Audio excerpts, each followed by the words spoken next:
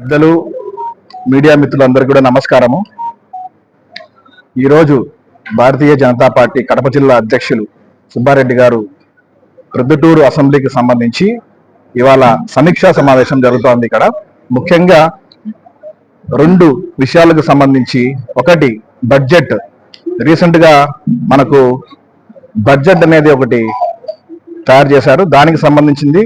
రెండవది municipal elections కు సంబంధించి విషయాలు మాట్లాడడానికి ప్రొద్దుటూరుకు సంబంధించిన కార్యకర్తలతో మాట్లాడడానికి వచ్చారు. ఇవాళ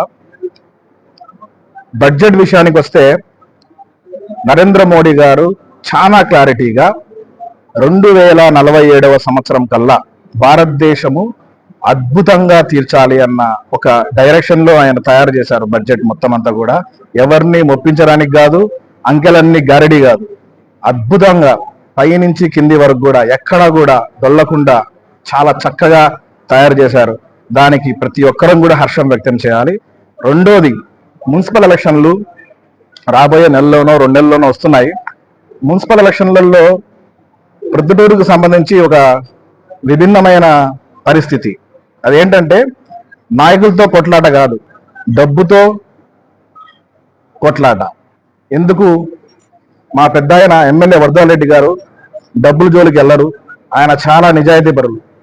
కానీ అటుపక్క ఉండే వాళ్ళందరూ కూడా డబ్బులు బాగా ఉండేవాళ్ళు, వాళ్ళతో పోరాడాలి. కాబట్టి ఎంతో మనం కూడా చాలా కష్టపడి పనిచేయాలి. 2 నెలల ఏదో ఒక నెల టైం ఉంది మనకందరికి కూడా. భారతీయ జనతా పార్టీ కూడా టీడీపీతో కలిసి ఖచ్చితంగా పోరాటం చేస్తుంది. అద్భుతమైన 40 వార్డులు ఉంటే 40 వార్డులు మొత్తం పూర్తిగా భారతీయ జనతా పార్టీ, జనసేన మరియు టీడీపీ కలిపి మేమందరం కూడా విజయం సాధిస్తామని చెప్పి నమ్మకంతో ఉన్నాము. మూడో విషయము, ఇది కాంట్రవర్సీ చేయదలుచుకోలేదు. అయితే మొన్న కొంతమంది పెద్దలు వెంకటేశ్వర స్వామి గుడికి వెళ్ళి ప్రసాదం పంచారు. అందరూ కూడా మాకు బాధ అవుతా ఉంది. నెయ్యి కల్తీ చేశారు అన్న విషయము సిబిఐ ఛార్జ్ షీట్ లో క్లారిటీగా రాసి ఉంది. అయితే దాంట్లో ఫారిన్ ఎలిమెంట్స్ లేవు, అక్కడ కొవ్వు లేదు, కనపరావట్లేదు, చాలా తక్కువ పర్సంటేజ్ లో కనపడుతుంది. కాబట్టి అది నిర్ధారణ చేయలేకపోతున్నామనే విషయాన్ని ఇంకా కరెక్ట్ గా వాళ్ళు నిర్ధారించలేదు ఇంకా. అయితే దీన్ని ఎక్కడ కూడా రాజకీయం చేయదలుచుకోలేదు. కోట్ల మంది శ్రీవారి భక్తులను అవమానం చేసిన తర్వాత కూడా మళ్ళీ గుడికి వెళ్ళి ప్రసాదాలు పంచడం అనేది చాలా అన్యాయం. అది సిబిఐ ఛార్జ్ షీట్ లో ఖచ్చితంగా రాసి ఉంది. కల్తీ నెయ్యి, ఫారిన్ వెజిటబుల్ ఫ్యాట్స్ తో అసలు కొద్దిగా కూడా పాల శాతం లేకుండానే నెయ్యి ఇచ్చి ప్రసాదంగా ఇచ్చారని చెప్పి నిర్ధారణ జరిగింది. హైకోర్టులో ఛార్జ్ షీట్ దాఖలైంది. కాబట్టి వాటి మీద వైసీపీ వాళ్ళు ఎవరూ కూడా మాట్లాడుకుంటే బాగుంటుందని భారతీయ జనతా పార్టీ కడప జిల్లా తరపున మేము గట్టిగా చెప్పదలుచుకున్నాం. ధన్యవాదాలు. మీడియా మిత్రులకు నమస్కారం. ఫిబ్రవరి 1వ తేదీన ఆదివారం నాడు ఏదైతే మన భారతదేశ విత్త మంత్రి అయినటువంటి నిర్మలా సీతారామన్ గారు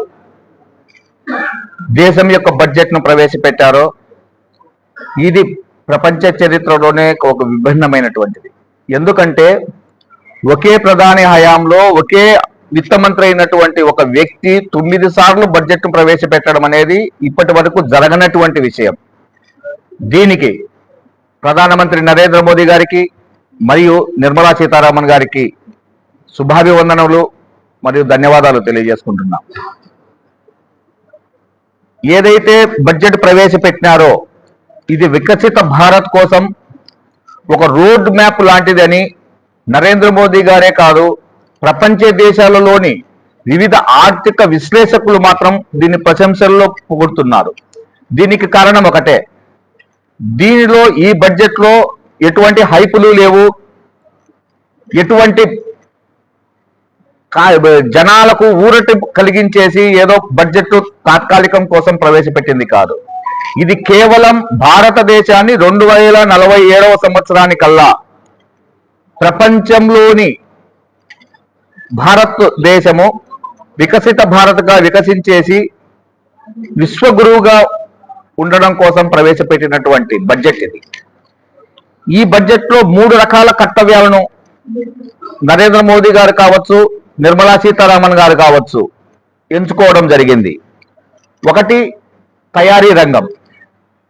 ఏదైతే భారతదేశము ప్రపంచంలో ఆర్థిక రంగంలో 4వ స్థానంలో ఉన్నటువంటి స్థానాన్ని 2027 కల్లా 3వ స్థానానికి మరియు 2047 కల్లా విశ్వగురువుగా చేయాలనుకుంటున్నారో దానికోసం మొదటగా తయారీ రంగాన్ని, రెండవది విదేశాల నుంచి ఏదైతే సుంకాల రూపంలో కానీ ఇంకొక మూలధనాన్ని భారతదేశానికి తీసుకొని వచ్చి ఆర్థిక రంగాన్ని పురోగతి చేయడం కోసం కానీ, మూడవది భారతదేశంలోనే ఉత్పాదక శక్తిని పెంపొందించేసి అంటే ఇన్ఫ్రాస్ట్రక్చర్ పరంగా పరిశ్రమల పరంగా ఉత్పాదక శక్తిని పెంపొందించేసి మేడ్ ఇన్ ఇండియా రంగాన్ని అభివృద్ధి చేయడం కోసం 3 రకాల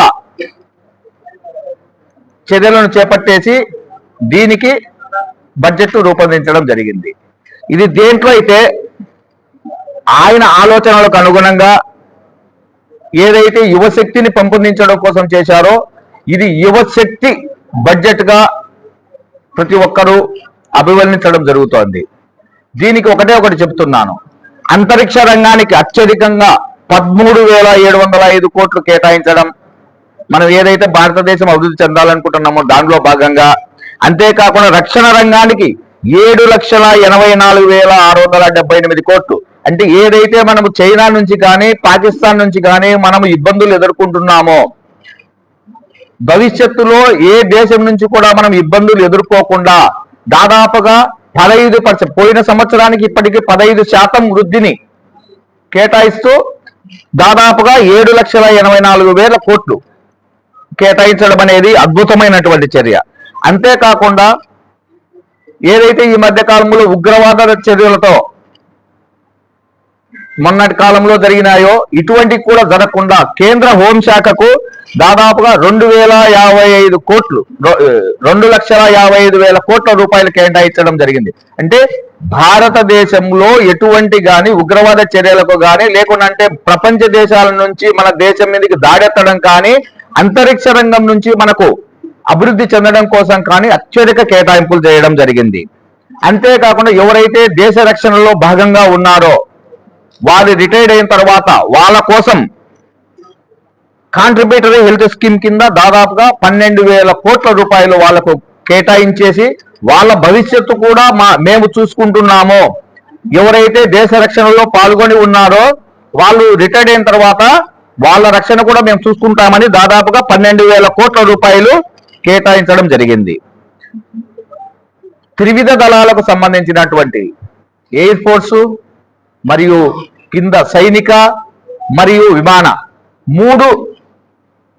విమాన త్రివిధ నేవీ మరియు సైనికం త్రివిధ దళాల రక్షణ దానికోసము ఆధునీకరించడం కోసము 1,85,000 కోట్ల రూపాయలు ఓన్లీ త్రివిధ దళాలను ఆధునీకరించడం కోసం చేపట్టడం జరిగింది. అంటే 3 రంగాలు ఏదైతే 3 రక్షణ దళాలు మనకు సహాయంగా ఉంటాయో ఆ రోజే భారతదేశం రక్షణ పరంగా కానీ ఇతర దేశాల నుంచి కానీ మనం వృద్ధి సాధించగలమనే ఉద్దేశంతో ఈ విధంగా చేపట్టడం జరిగింది. అంతేకాకుండా నిఘా వ్యవస్థకు 6,780 కోట్లు, కశ్మీరు ఏదైతే ఉగ్రవాదులు కశ్మీర్ నుంచి ఎంటర్ అయ్యి కశ్మీర్ ద్వారా భారతదేశంలోకి చొరబడి మనకు విఘాతం కలిగిస్తున్నారు, మన అభివృద్ధికి కానీ లేకుంటే మన మధ్య అంతర్యుద్ధము మన సార్వభౌమాధికారాన్ని దెబ్బతీస్తున్నారో అటువంటి కాశ్మీర్ కు దాదాపుగా 44,000 కోట్ల రూపాయలు కేటాయించేసి అక్కడ కూడా పటిష్టమైనటువంటి చర్యలు వారి అభివృద్ధికి కూడా భారతదేశ ప్రధాని మరియు విత్త మంత్రి వారు చర్యలు చేపట్టడం జరుగుతోంది. అంతేకాకుండా రైతులకు మిషన్ మౌసం కింద 1,342 కోట్లు, ఈ మధ్యనే ఏదైతే గ్రామీణ ఉపాధి హామీ పథకం కింద ఏదైతే చర్యలు చేపట్టారో దాన్ని వివిధ రకాలుగా అవినీతి లేకుండా గ్రామ స్థాయిలో ఏ విధంగా డెవలప్ కావాలని కోరుకుంటున్నారో దానికి విబిజీ రామ్జీ పథకానికి 95,692 కోట్లు, దాదాపుగా ఇది 15% వరకు అదనంగా నిధులు కేటాయించేసి గ్రామ స్థాయిలో మౌలిక సదుపాయాలు మరియు నీటి రంగ వ్యవస్థ, ఇండ్ల వ్యవస్థ అన్నిటినీ ఆధునీకరించడం కోసము, గ్రామ స్థాయిలో ప్రజలు అభివృద్ధి చెందడం కోసము విబిజి రామ్ కింద దాదాపుగా 95,000 కోట్ల రూపాయలు కేటాయించడం జరిగింది. అదే ఫ్లాగ్షిప్ పథకంలో ఇవన్నీ వస్తాయి. ఏదైతే మౌలిక సదుపాయాలు, ఉపాధి, ఇళ్ల నిర్మాణము, స్వచ్ఛమైనటువంటి త్రాగునీరు. స్వచ్ఛమైనటువంటి త్రాగునీరు అంటే జల్ మిషన్ కింద ప్రతి ఇంటికి మంచినీరుని కుళాయి ద్వారా అందించడం కోసము 67,000 కోట్లు.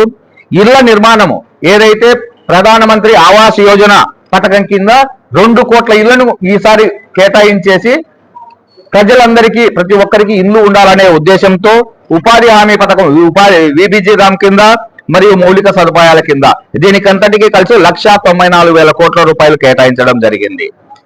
అంతేకాకుండా ఏదైతే ఇప్పుడు నెట్ స్పీడ్ ఉపయోగిస్తున్నామో హై స్పీడ్ నెట్ కోసము దాదాపుగా 5,500 కోట్లు కేటాయించేసి ప్రతి గ్రామంలో ఫైబర్ బ్రాండ్ ఏదైతే ఉపయోగిస్తున్నామో నెట్, ఆ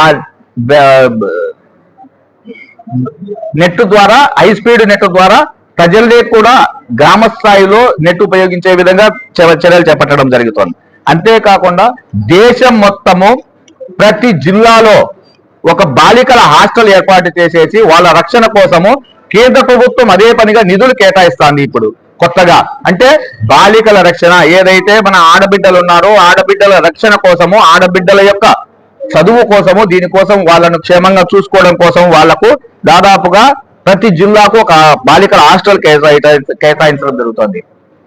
అంతేకాకుండా పరిశ్రమల పరంగా ఎంఎస్ఎంఈ వీళ్ళకు 10,000 కోట్లు కేటాయించేసి ఏదైతే ఈ ఆల్రెడీ ఉన్నటువంటి ఇండస్ట్రీస్ వాటిని వృద్ధి కోసము, అంటే కొత్తగా ఏర్పాటు చేసేది కాకుండా కొన్ని స్థాపించిన తర్వాత నష్టాలలో ఉన్నా కూడా, లేకుండా అంటే వాళ్ళకి ఆర్థిక విధమైనటువంటి అవసరాలు ఉన్న నేపథ్యంలో వారికి 10,000 కోట్లు కేటాయించేసి పరిశ్రమలు